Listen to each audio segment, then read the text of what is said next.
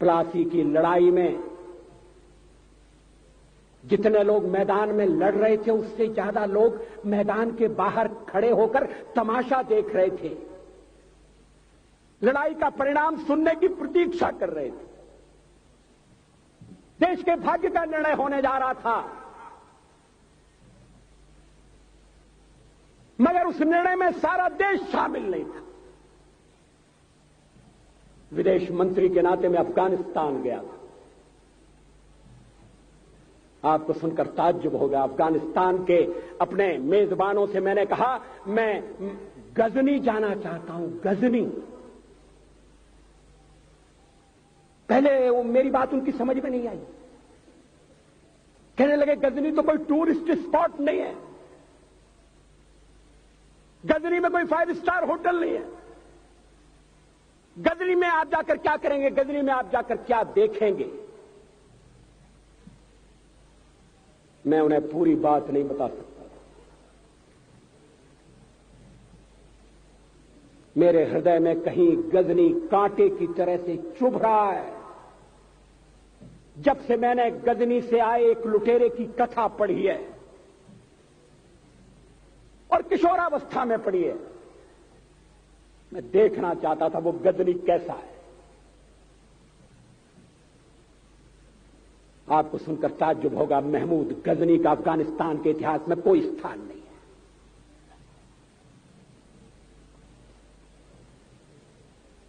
गजनी छोटी सी जगह है, छोटा सा गांव है। कल्पना करिए सैकड़ों साल पहले वहां धूल उड़ती थी, झोंपड़ियां थी, मगर एक लुटेरा लुटेरों को इकट्ठा करता हुआ सोने की चिड़िया को लूटने के लिए चला आया। आपस की फूट से जो राजा है वो लड़ेगा, जो क्षत्रिय है वो लड़ेगा। हमने समाज के बहुत बड़े वर्ग को लड़ने के अधिकार से वंचित कर दिया। हमने उन्हें हथियार नहीं उठाने दिए। मार्शल नॉन मार्शल के आधार पर हमने समाज को बांट दिया।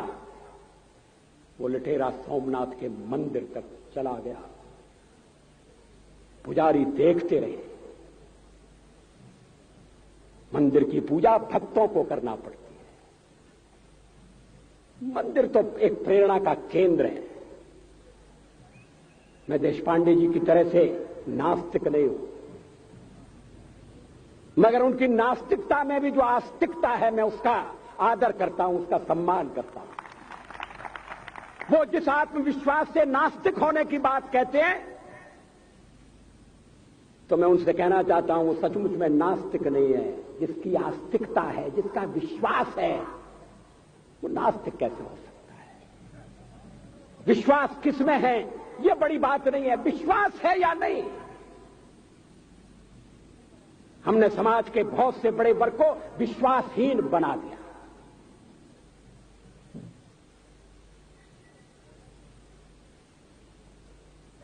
लोगों ने हथियार नहीं उठाए, वेद पढ़ने के दरवाजे बंद कर दिए। इसलिए हम पादाक्रांत हुए। अफगानिस्तान में मैंने एक बात और देखी।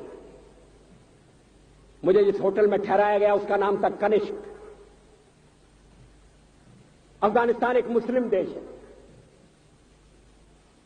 मुझे बड़ा ताज्जुब हुआ। मैंने कहा कनिष्क यहां कहां से आया।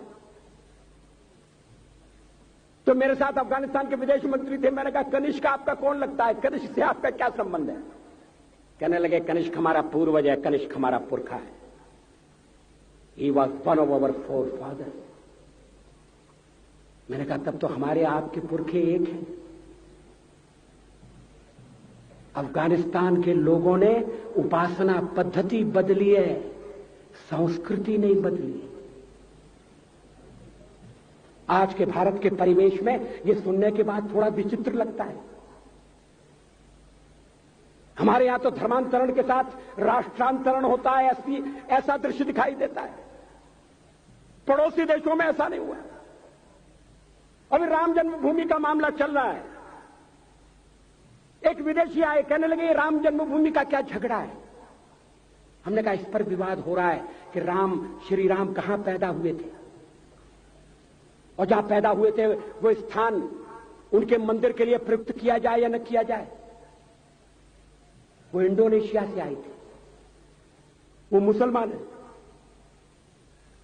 कहने लगे हम तो समझते थे कि राम के लिए सारे भारत में आदर होगा, सम्मान होगा। हमने कहा ये आपने कैसे समझा। कहने लगे आप तो इंडोनेशिया आ चुके हैं, इंडोनेशिया में बहुत से लोगों ने इस्लाम स्वीकार कर लिया, मगर श्री राम को विस्मृत नहीं किया, श्री राम को भुलाया नहीं। इंडोनेशिया के बाली द्वीप में 1 महीने रामायण की लीला होती है।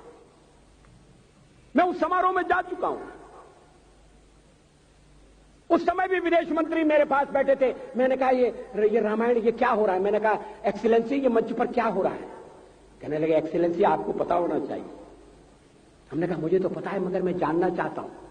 कहने लगे ये रामायण है, ये राम है, ये लक्ष्मण है, ये सीता है। हमने कहा इनसे आपका क्या संबंध है, आप तो मुसलमान हैं।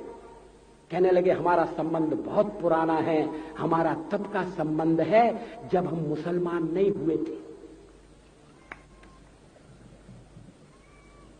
थाईलैंड की राजधानी अयोध्या कही जाती है। थाईलैंड के राजा को आज भी राम कहा जाता है।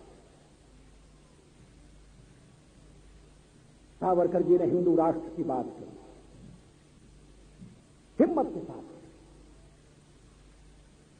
बुनियादी तौर पर भारत हिंदू राष्ट्र है।